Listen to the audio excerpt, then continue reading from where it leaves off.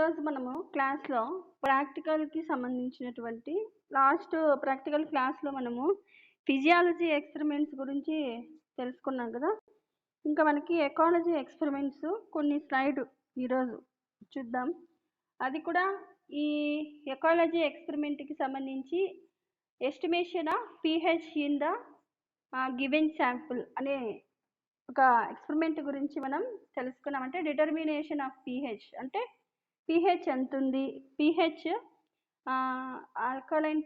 ఆల్కలిటీ acidity, alkaline and acidity ఎంత pH ఉంటే అవుతుంది, న్యూట్రలైజ్ ఎంత అనేసి. అలాగే మనం తీసుకున్న శాంపిల్స్లో ఇది 7 ఉందా, 7 బిలో ఉందా, pH 7 ఉందా, 7 బిలో ఉందా. 7 ఉంటే న్యూట్రల్ కదా, అది యాసిడిటీ కాదు, ఆల్కలైన్ కాదు. ఓకేనా. అలా న్యూట్రలైజ్లో ఉందా లేదా ఏంటి అనే దాని గురించి ప్రజెంట్ ఇప్పుడు చూద్దాము. చూడండి అన్న, ఫస్ట్ మనం ఏదైనా సరే ఎక్స్పెరిమెంట్ అంటేనే ఏం చేయాలి, దానికి సంబంధించినటువంటి ప్రొసీజర్ మొత్తం తెలుసుకోవాలి. ఆ ప్రొసీజర్ సంబంధించినటువంటి చూడండి, ఫస్ట్ మనం తీసుకున్న టాపిక్ ఉంటుంది కదా, మనం తీసుకున్న టాపిక్కి మనము ఫస్ట్ ఏం చేయాలి అంటే మెయిన్లీ దీనికి సంబంధించినటువంటి ప్రొసీజర్ గురించి ముందు మనము టోటల్గా అర్థం చేసుకోవాలి. ప్రొసీజర్ గురించి అర్థమైన తర్వాత మనము ఎక్స్పెరిమెంట్స్కి వెళ్ళచ్చు అనమాట. ఫస్ట్ ఈ ప్రొసీజర్లో ఏవేవి ఉంటాయి అంటే ఏం రాయాలి, ఆపరేటర్స్, ప్రొసీజరు, ప్రికాషన్స్, రిజల్ట్, ఇవి మెయిన్ ఉంటాయి. ఇందాక చెప్తూనే ఉన్నా నేను ప్రతి ఎక్స్పెరిమెంట్కి ఇవి ఉంటాయి అనేసి. ఓకేనా. ఏం చూడండి, మెయిన్లీ ఏముంటుంది జనరల్గా మనకు తెలిసిందే, ఏది ఇచ్చింటే అది కనుక్కోవాలి అనేదే కదా main. To detect the pH of the given sample solution through paper method. ఓకేనా. మనకు ఇచ్చిన శాంపిల్స్ ఇస్తారు నాన్న, ఒక 3, 4, 5 వరకు ఇస్తారు దీంట్లో శాంపిల్స్ ఈ ఎక్స్పెరిమెంట్కి సంబంధించి. ఇలా 5 ఎక్స్పెరిమెంట్స్కి సంబంధించినటువంటి శాంపిల్స్లోనూ మనము ఈ టెస్ట్ అనేది చేయాలి. ఇది చాలా సింపుల్ మెథడ్ అమ్మా. మన దగ్గర మనకు ఉండే మెథడ్ ఏంటి అంటే వెరీ వెరీ సింపుల్. మనకి pH పేపర్స్ అనేది అవైలబుల్గా ఉంటాయి. చూడండి, మీరు చూసిండొచ్చు, ఇది pH పేపర్స్. ఓకేనా. ఇలా ఉంటాయి pH పేపర్స్ దొరుకుతాయి. పైన రీడింగ్స్ ఉంటాయి. ఓకేనా. 1, 3, 5, 6, 7, 8, 9, 10, 12, 14 అని ఇవి రీడింగ్స్. దీనికి మ్యాచ్ చేసి మనము pH ఎంత ఉంది అనేది తెలుసుకోవచ్చు. 7కి ఆ పైన అంటే 1, 2, 3, 4, 5, 6 వరకు ఉంటే అది ఏంటి, అసిడిటీ అన్నట్టు. 7కి అబోవ్ ఉంటే కనుక 8, 9, 10, 12, 14 ఇలా ఉంటే కనుక అది ఆల్కలైన్ కదా. అంటే కలర్ కూడా ఇలా డిఫరెంట్ అవుతాయి. అక్కడ కలర్ చూడండి, 1కి పింక్ కలరు, 3కి కొంచెం ఆరెంజ్, 5కి ఎల్లో కలరు, 6కి బ్రౌన్ కలరు, 7కి లైట్ బ్రౌన్ కలరు. నెక్స్ట్ అలాగే కలర్స్ అనేటివి ఇట్లా వాటి pHని బేస్ చేసుకొని కలర్ ఇలా చేంజ్ అవుతాయి అన్నమాట. ఈ pH పేపర్స్ అవన్నీ లోపల బుక్ లాగా ఉంటుందమ్మా. ఇది ఇలా ఓపెన్ చేస్తే ఒక పేపర్ని కట్ చేసి అక్కడి నుంచి మనకి ఇచ్చిన శాంపుల్ వాటర్ శాంపిల్స్ ఉంటాయి కదా, ఆ వాటర్ శాంపిల్స్ని మన దగ్గర ఉండే బీకర్లోకి కొద్దిగా ఒక 10 ml 100 ml వరకు అట్లా పిపెట్ చేసి ఈ మనకి ఇచ్చిన 5 శాంపిల్స్కి 5 బీకర్స్ తీసుకొని తీసి పెట్టుకోవాలి. మళ్ళీ ఇక్కడ ఈ పేపర్స్ని ఒక్కొక్క దానికి ఒక పేపర్ యూజ్ చేయాలి. చాలా పేపర్స్ ఉంటాయి దీంట్లో. ఒక పేపర్ని ఓపెన్ చేసి లాక్కొని ప్రతి ఒక దాంట్లో ఒక పేపరు, ఇంకొక దాంట్లో ఒక పేపరు, అట్లా జస్ట్ అట్లా డిప్ చేయాలంటే. అది కూడా చేత్తో చేయకూడదు, ఫోర్సెప్స్ని పట్టుకొని ఇట్లా డిప్ చేయాలి. డిప్ చేసిన వెంటనే కలర్ చేంజ్ వస్తుంది. పేపర్ కలర్ చేంజ్ని బట్టి ఏ కలర్ వచ్చింది అనే దాన్ని మ్యాచ్ చేయాలి. అలా మ్యాచ్ చేస్తే దేనికి మ్యాచ్ అయిందంటే దానికి అలాంటి pH ఉంది అని అర్థం. ఓకేనా. ఆపరేటర్స్ చూడండి, pH paper, different solution with different pH అంతే కదా, different solution with different pH, forceps. ఓకేనా. 4 steps. ప్రొసీజర్ చూడండి, a piece of pH paper is held with forceps. అంటే ఫోర్సెప్స్ హెల్ప్తో ఈ ఒక పీస్ ఆ బుక్ నుంచి, చిన్న బుక్ ఉంటుంది, అది ఆ బుక్ నుండి ఇట్లా లాక్కొనేసి it dip it dipped in the sample solution. అంతే కదా, ఇందాక నేను చెప్పాను. నేను దాన్ని ఏం చేయాలి, అది మన దగ్గర ఇచ్చినటువంటి ఆ శాంపుల్ సొల్యూషన్లోకి ఏం చేయాలి అంటే డిప్ చేయాలి.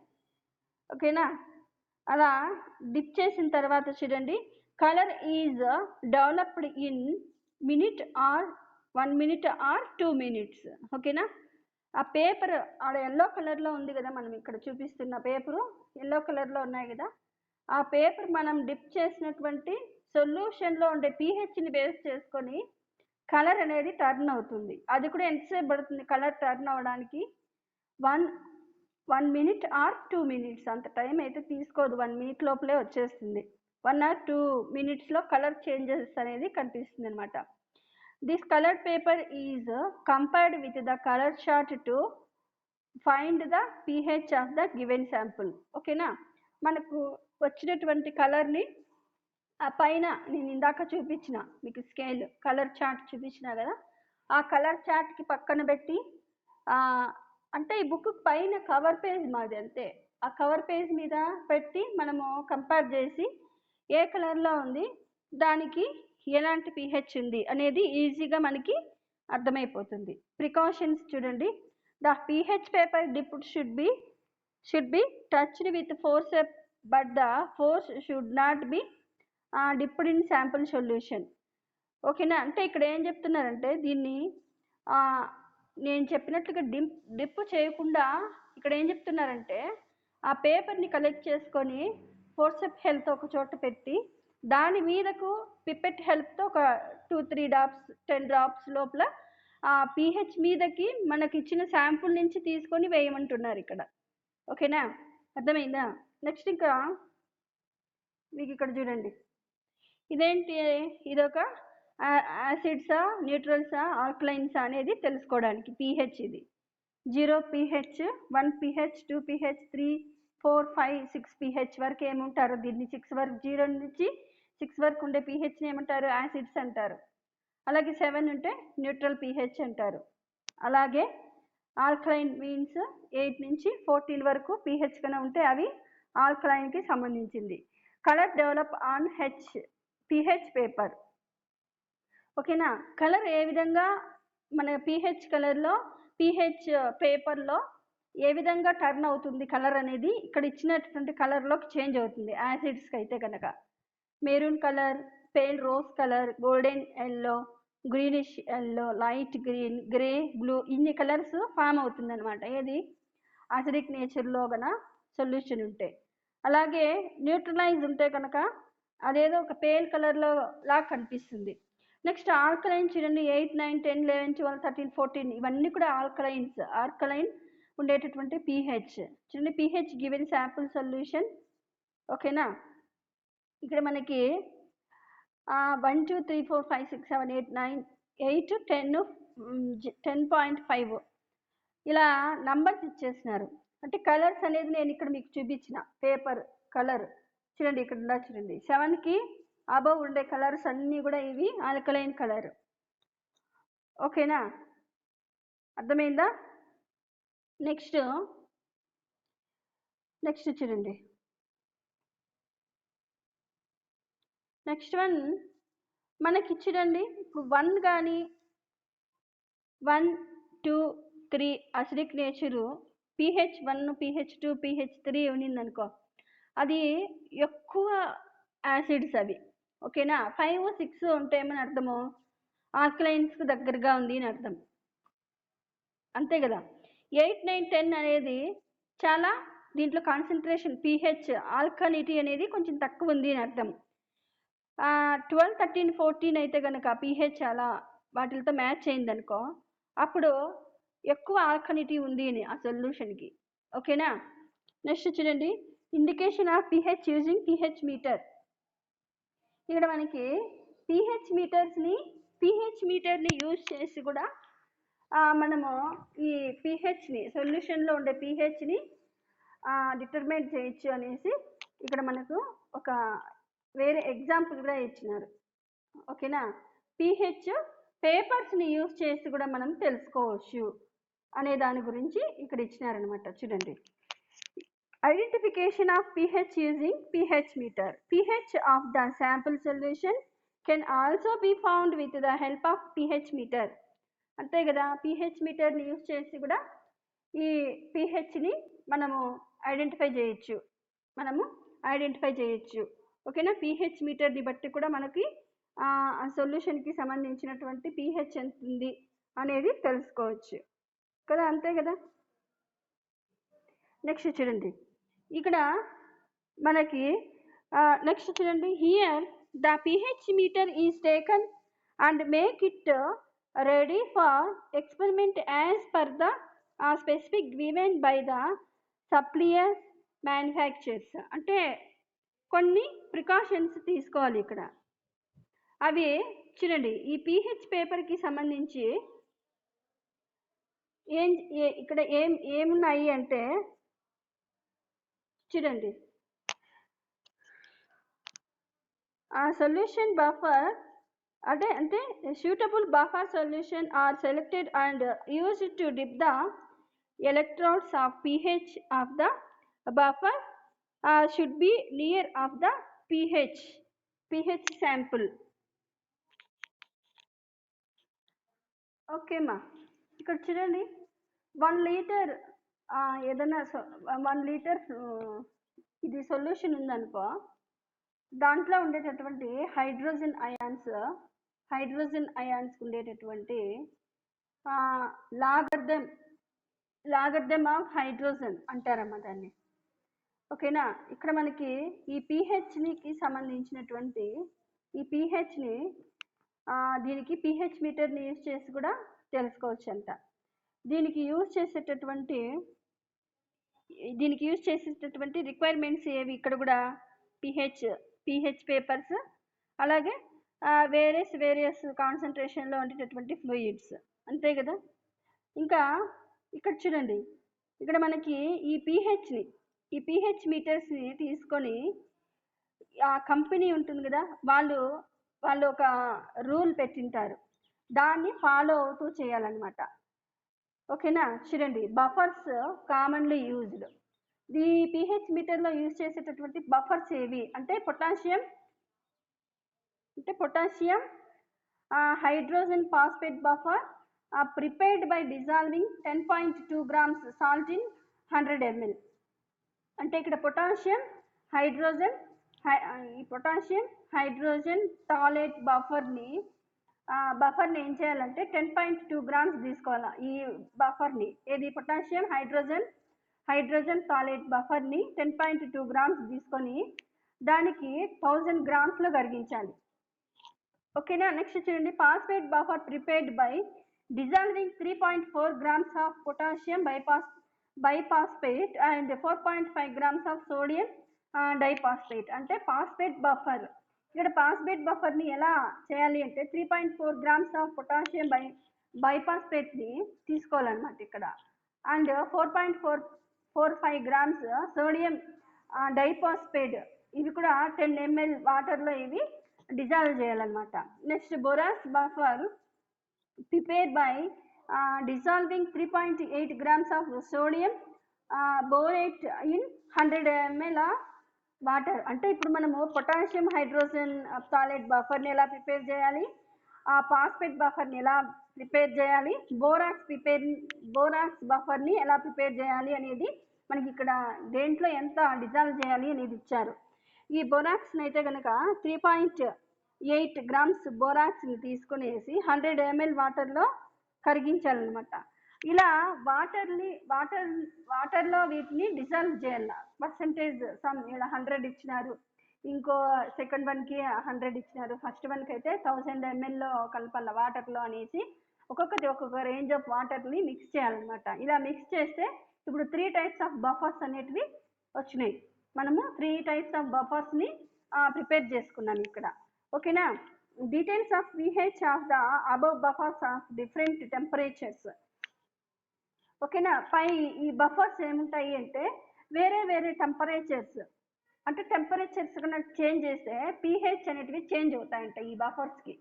ఓకేనా, టెంపరేచర్ కన్నా చేంజ్ చేస్తే ఈ బఫర్స్లో ఉండేటటువంటి pHని చేంజ్ చేయొచ్చంట. టెంపరేచర్లు ఫస్ట్ కాలంలో టెంపరేచర్ ఇచ్చినారు. ఫస్ట్ కాలంలో temperature 0 temperature, 5 degree centigrade, 10 degree centigrade, 20 degree centigrade, 25 degree centigrade. ఈ సెంటిగ్రేడ్లో ఈ 3 టైప్స్ ఆఫ్ బఫర్ని చూసినారనమాట. ఓకేనా? ఈ బఫర్ని పెట్టి ఆ డిగ్రీ సెంటిగ్రేడ్కి ఈ బఫర్ని తీసుకెళ్లారు. అప్పుడు వాటి pHలో కూడా చేంజెస్ వచ్చినాయి. చూడండి, ఫస్ట్ పాలెట్ బఫర్ చూడండి, 0 డిగ్రీ వద్ద 4 ఉంది. 4 ఉంటే ఇది ఏంటి? యాసిడిక్ నేచర్లో ఉంది. 5 వద్ద కూడా 4 ఉంది, అంటే ఇది కూడా యాసిడిక్ నేచర్లో ఉంది. 10 కూడా 4 ఉంది, 20 కూడా 4 ఉంది, 25 కూడా 4 ఉంది. అంటే టెంపరేచర్ని కొంచెం ఇటు అటు చేసినా కూడా 4.0.1 అంతకంటే ఎక్కువ చేంజ్ అవ్వడం లేదు. ఓకేనా? అలాగే పాస్ఫేట్ బఫర్స్ని చూడండి. ఈ పాస్ఫేట్ బఫర్స్ని చూస్తే కనుక ఈ 0 డిగ్రీ సెంటిగ్రేడ్ వద్ద పాస్ఫేట్ బఫర్స్ 6.98 pH ఉంది. అలాగే 5 టెంపరేచర్ వద్ద పాస్ఫేట్ బఫర్ 6.95 pH ఉంది. 10 డిగ్రీ సెంటిగ్రేడ్ వద్ద అయితే 6.92. అలాగే 20 డిగ్రీ సెంటిగ్రేడ్స్ దగ్గర అయితే కనుక 6.88. 25 డిగ్రీ సెంటిగ్రేడ్ దగ్గర అయితే 6.56. ఇలా కొద్దిగా చేంజెస్ అనేది వచ్చినాయి కదా pHలో. అంటే టెంపరేచర్ని బేస్ చేసుకొని తగ్గడము పెరగడము అనేది మనం ఇక్కడ చూస్తున్నాం. ఓకేనా? నెక్స్ట్ చూడండి, టెంపరేచర్ ఈ పాస్ఫేట్ బఫర్ని చూస్తే టెంపరేచర్ ఎక్కువ అయ్యే కొద్దీ ఏమవుతుంది? pH అనేది తగ్గుతుంది. ఫస్ట్ చూడండి, 0 దగ్గర 6.98 pH ఉంటే 25 డిగ్రీ సెంటిగ్రేడ్కి వచ్చేసరికి 6.56 pH వచ్చింది. ఓకేనా? అలాగే బోరాక్స్ బఫర్స్ చూడండి, ఈ బోరాక్స్ బఫర్స్కి సంబంధించి అన్ని 9 పాయింట్స్లోనే ఉన్నాయి. అంటే ఇదంతా ఆల్కలైన్కి సంబంధించిందే, కానీ కొంచెం డిఫరెన్స్ ఉంది. ఆల్కలైన్స్లో కూడా డిఫరెన్స్ అనేది ఉంది. ఇది చూడండి, ఎక్కువ టెంపరేచర్ దగ్గర ఎలా ఉంది? ఇక్కడ కూడా ఎక్కువ టెంపరేచర్ దగ్గర ఈ ఆల్కలినిటీ అనేది కొద్దిగా తగ్గుతుంది. తక్కువ డిగ్రీ సెంటిగ్రేడ్ వద్ద అయితే ఆల్కలినిటీ అనేది తగ్గుతుంది. 9.46, 9.35, 9.33, 9.22, 9.14 ఇలా. అంటే pH అనేది బఫర్ బోరాక్స్ కూడా టెంపరేచర్ని వేస్ట్ చేసుకొని ఇక్కడ కూడా డిక్రీజ్ అవుతూ ఉంది కదా. డిక్రీజ్ అవుతుందా లేదా? ఓకేనా? During experimentation the pH of the solution is identify and then compared with the above given buffers. అంతే కదా. కింద ఈ సొల్యూషన్స్లో చూస్తే కదా pHని ఈజీగా బఫర్స్లో ఉండే pH చేంజెస్ని ఈజీగా మనము ఐడెంటిఫై చేయొచ్చు. ఓకేనా? ఐడెంటిఫై చేస్తున్నామా లేదా? తెలుస్తుంది కదా మనకి ఈజీగా అవి ఎలా ఉన్నాయి, వాటి చేంజెస్ ఎలా ఉన్నాయి అనే దాని గురించి మనకు ఈజీగా అర్థమవుతుంది. నెక్స్ట్ వన్ చూడండి. నెక్స్ట్ మనకి ఎంబ్రియాలజీకి సంబంధించి కొన్ని స్లైడ్స్ ఉన్నాయి. ఎంబ్రియాలజీకి సంబంధించి కొన్ని స్లైడ్స్ చూడండి. ఈ ఫస్ట్ స్లైడ్ ఏంటి అంటే ఫస్ట్ స్లైడ్కి సంబంధించింది చూడండి. ఏముంది ఇక్కడ? First side 18 hours of chick embryo. అంటే మనకి ఇది జైగోట్ తర్వాత ఏమవుతుంది? క్లీవేజెస్ జరుగుతాయి కదా. సెల్, ఒక సెల్, 2 cells, 2 cell వచ్చి 8 cell, 8 వచ్చి ఇలా డిఫరెంట్గా అంటే సెల్స్ అనేది ఇంక్రీజ్ అవుతూ ఉంటాయి కదా. అలా ఇంక్రీజ్ అయ్యేటప్పుడు ఉండేటటువంటి ఎలాంటి నేచర్ అనేది వస్తుంది అనే దాని గురించి చూడండి. ఫస్ట్ చూడండి, fertilization is internal and development is external as the organism are oviparous in nature.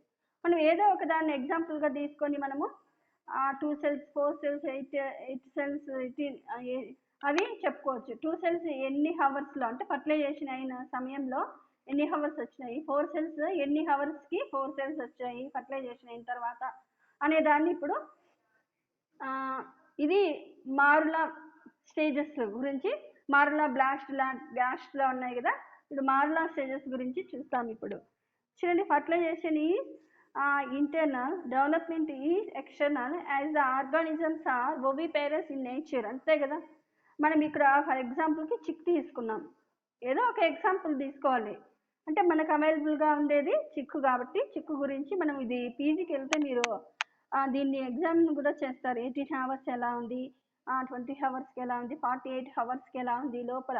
అంటే డివిజన్స్ ఎలా జరిగాయి, ఇంకా బాడీలో ఏదన్నా ఆ లోపల జైగోట్కి సంబంధించి అనిమల్ ఏదన్నా ఫామ్ అవుతుందా అనేది ఈజీగా మీరు ఎగ్జామిన్ చేస్తారు నాన్న, తెలుస్తుంది అక్కడ మీకు ఈజీగా.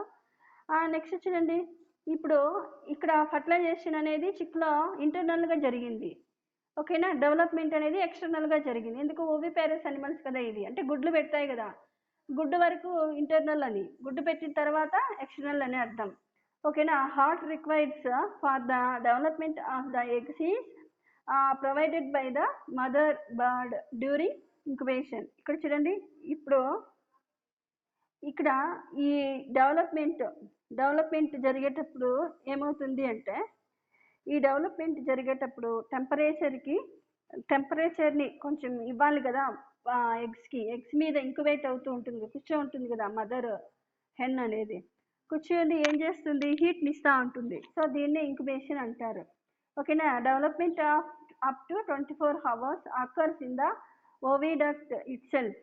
చూడండి, మీరు ఒకసారి డయాగ్రామ్ చూడండి. డయాగ్రామ్లో మీకు హెడ్ ప్రాసెస్, హెన్ స్పిచ్, అలాగే ప్రిమిటివ్ స్ట్రీక్, ప్రిమిటివ్ గ్రూవ్, అలాగే primitive fold, next paraxial mesoderm, hen's node, అలాగే బౌండరీ ఆఫ్ మీసోడర్మ్, అలాగే preaxial mesoderm, head fold, area pellucida. ఇలాంటి కొంచెం ఎలా ఉంది, ఎగ్గులో ఉండే జైగోట్ నుంచి ఇలా ఫస్ట్ ఫార్మేషన్ అనేది మనకి ఇలా కనిపిస్తుంది అనమాట. మీకు ఇక్కడ చూపించాను చూడండి డయాగ్రామ్, అలా కనిపిస్తుంది, ఓకేనా. నెక్స్ట్ చూడండి, employment of 24 hours occurs in oviduct itself. అంటే ఇక్కడ ఏం జరుగుతుందంటే, ఈ 24 hours అని చెప్పుకున్న, ఇక్కడ ఏమవుతుందంటే 24 hoursలో ఈ ఎంబ్రియో అనేది కొద్దిగా డెవలప్మెంట్ అయ్యి ఓవిడక్ట్ అనేది ఫామ్ అవుతుంది, ఓకేనా. ఈ ఎంబ్రియో 18 hours చేరేటప్పటికి ఇది మెయిన్ అనమాట. By 18 hours entire surface of the embryo is completes of ఎపిబ్లాస్ట్.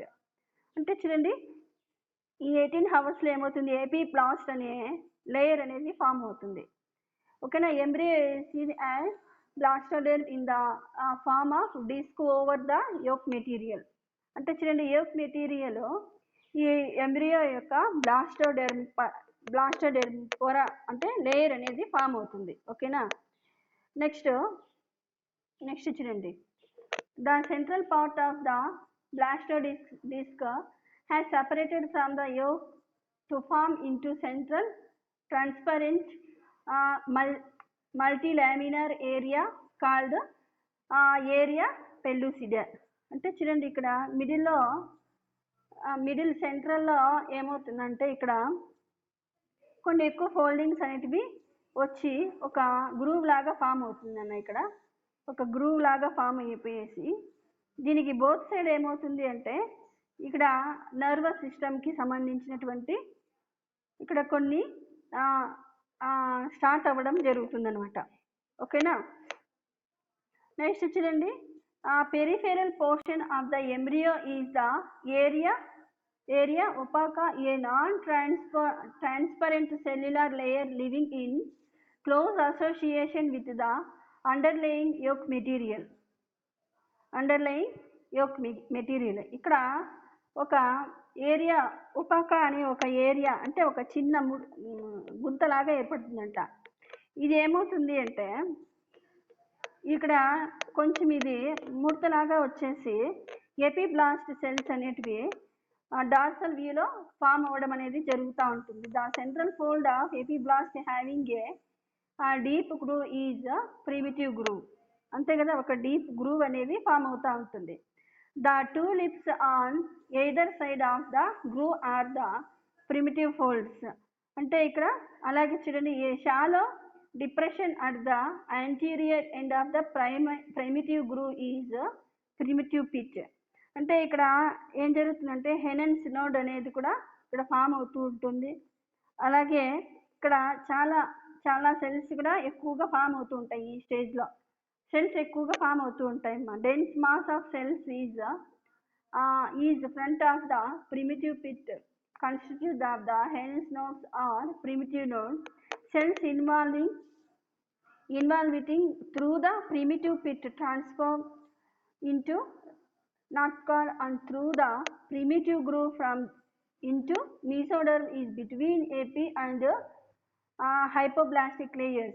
Epiblast cells covering the mesoderm from the ectoderm. Epiblast layer laying over the notochord develop into the neural plate.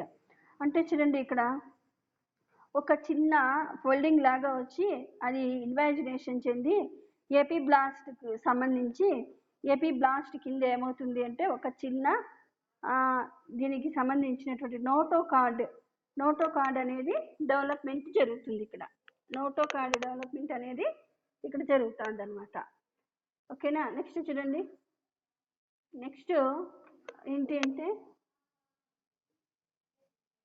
చూడండి 24 hours చిక్ ఎలా ఉంటుందంటే diagram చూడండి.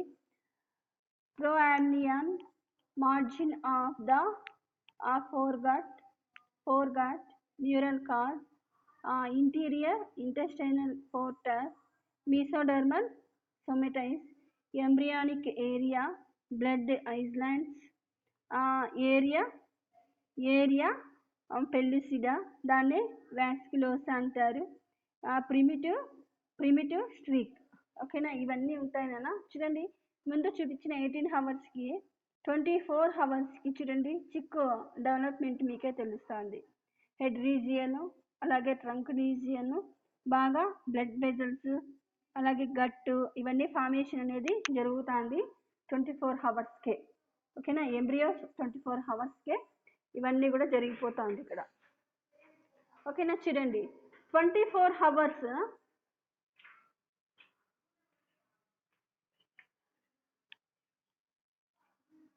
చూడండిమా. Fertilization is internal and development is external as the organism are oviparous nature. అంతే కదా.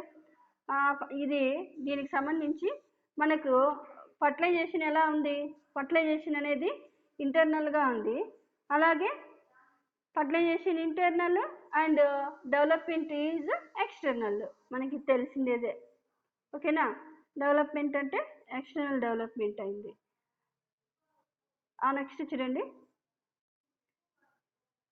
Heart required for the development of the egg is provided by the mother bird during incubation. Development of up to 24 hours occurring in the oviduct itself.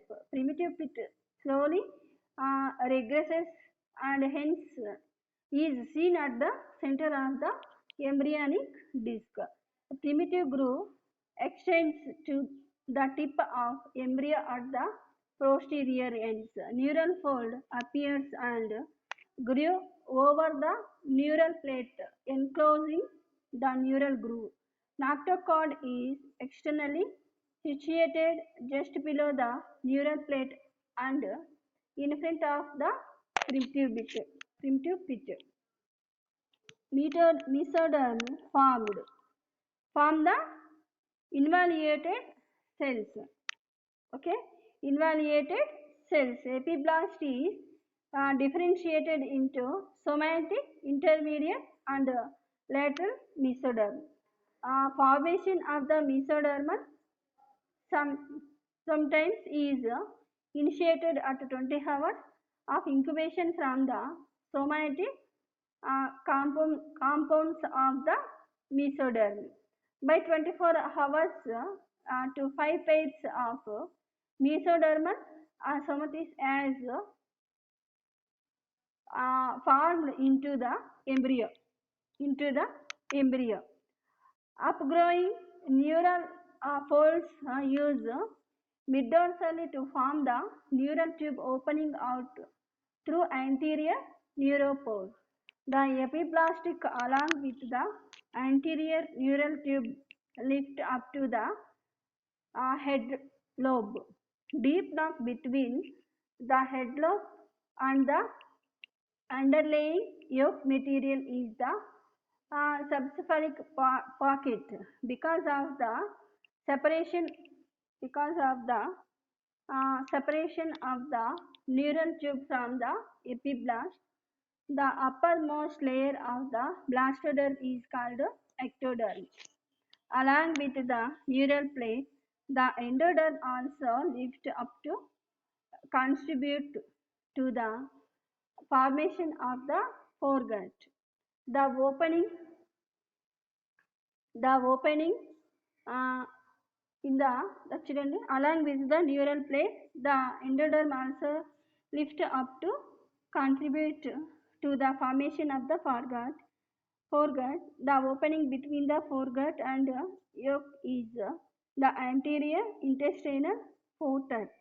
Primary heart is formed as a horseshoe shaped tube from the fusion of the amniocardic vessels. Groups of cells forming into blood islands can be seen in the opaque region.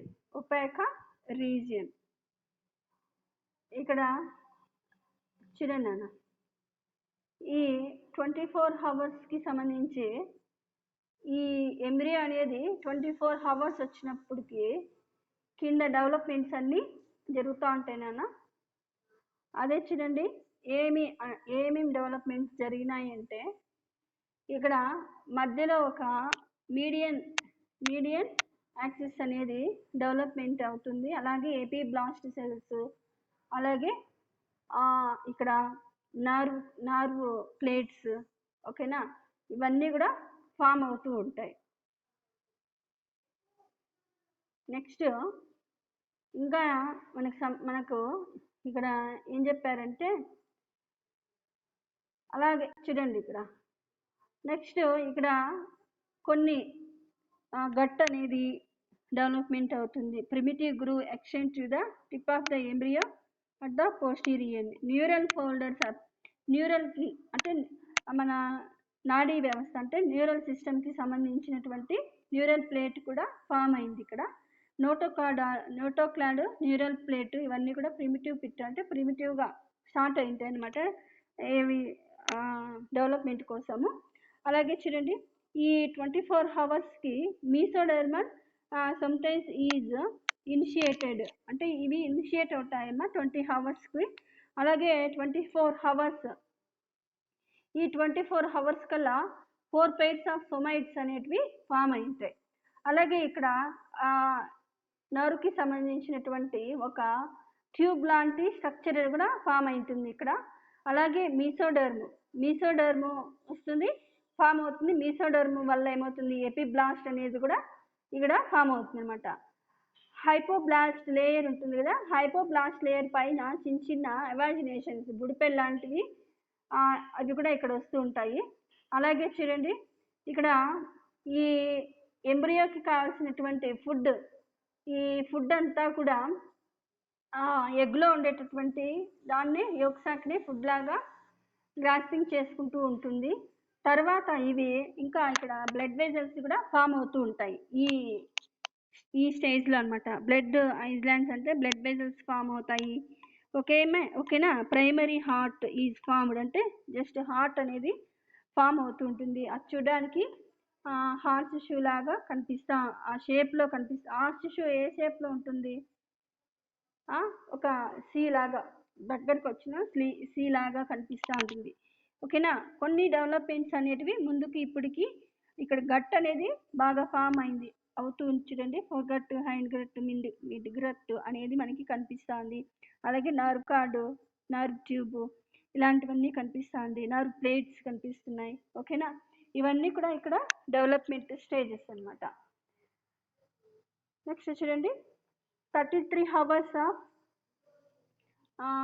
Chick embryo. ఈ 33 అవర్స్లో anterior end of the embryo undergoes torsion and hence has lost its summary, while the posterior end shows bilaterally symmetrical. అంటే anterior end ఏమవుతుంది అంటే torsion అంటే మెలిక అంటే వంగుతుంది. చూడండి ముందర ఇట్లా డయాగ్రామ్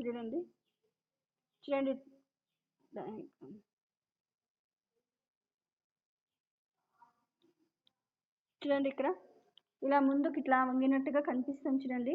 అప్పుడు ఎలా ఉంటుంది అంటే చూడ్డానికి బైలేటరల్లీ సిమెట్రికల్ అని, పోస్టీరియర్ ఎండ్లో మాత్రము బైలేటరల్లీ సిమెట్రికల్ అనేది కనిపిస్తూ ఉంటుంది. బైలేటరల్లీ సిమెట్రికల్ మీన్స్ ఏంటి, ఒక మీడియన్ యాక్సిస్ అనుకుంటే left and both right side both organs కనిపిస్తుంది, దాన్నే బైలేటరల్లీ సిమెట్రికల్ అంటారు. Cranial and cervical flexures in the embryo vacus makes prosencephalon to bend and lie at the right angle to the mesocephalon. The nerve cord talks a deeper at the neck region. 28 pairs of somites are formed. Endoderm extend into the head fold as a foregut and into the tail fold as a hindgut. Endoderm is the fore and the hindgut come near to ectoderm to form oral and anal plates. Horseshoe-shaped heart also undergo flexion resulting in the shift of posterior atrium over the ventricle. 3 pairs of aortic arches are formed between dorsal and ventral aorta. Okay, na? Next, simultaneously anterior and posterior cardinals are formed and open into the sinus venosus. Outer layer of the optic vessels invaginate into the opticule to form the optic cup. Ectoderm present over the optic cup transform into the lens placard. This invaginates and fit into the optical cup as lens vesicles.